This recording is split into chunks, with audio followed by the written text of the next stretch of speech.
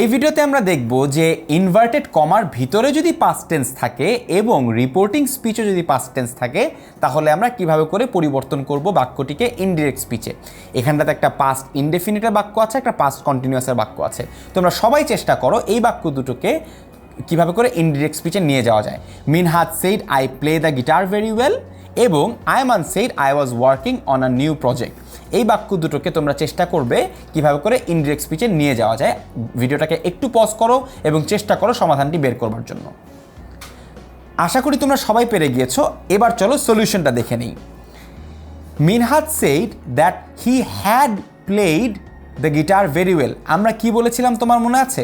যদি past indefinite থাকে inverted কমার ভিতরে তাহলে সেটি হয়ে যাবে পাস্ট পারফেক্ট। এখানটাতে পাস্ট ইনডেফিনিটটি হয়ে যাচ্ছে past perfect. Minhaj said that he had played the guitar very well. অর্থাৎ বুঝতেই পারছো যে পাস্ট ইনডেফিনিট হয়ে যাচ্ছে পাস্ট পারফেক্ট যখন আমরা সেটিকে ইনডিরেক্ট স্পিচে নিয়ে যাচ্ছি। তবে মনে রাখবে এক্ষেত্রে সবচেয়ে গুরুত্বপূর্ণ ব্যাপার হচ্ছে এই ভার্বটি। অর্থাৎ তোমার যদি এই রিপোর্টিং ভার্বটা পাস্ট টেন্সে থাকে তবেই কেবলমাত্র এই ধরনের পরিবর্তন হবে। যদি এখানটাতে সেইস থাকতো তাহলে কিন্তু এই ধরনের পরিবর্তন হতো না।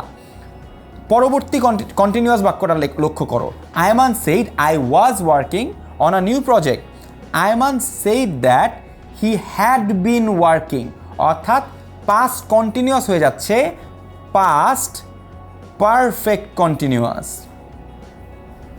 পাস্ট পারফেক্ট কন্টিনিউয়াস হয়ে যাচ্ছে। অর্থাৎ বুঝতেই পারছো যে Ayman said I was working on a new project সেটি হয়ে যাচ্ছে Ayman said that he had been working on a new project. খুব সহজভাবে পাস্ট ইনডেফিনিট হয়ে যাচ্ছে পাস্ট পারফেক্ট এবং পাস্ট কন্টিনিউয়াস হয়ে যাচ্ছে পাস্ট পারফেক্ট কন্টিনিউয়াস। এই পরিবর্তনটা যদি তুমি করতে পারো তাহলে যে কোনো পাস্ট ইনডেফিনিটের বাক্য বা যে কোনো পাস্ট কন্টিনিউয়াসের বাক্যের ন্যারেশন কিন্তু তুমি করতে পারবে।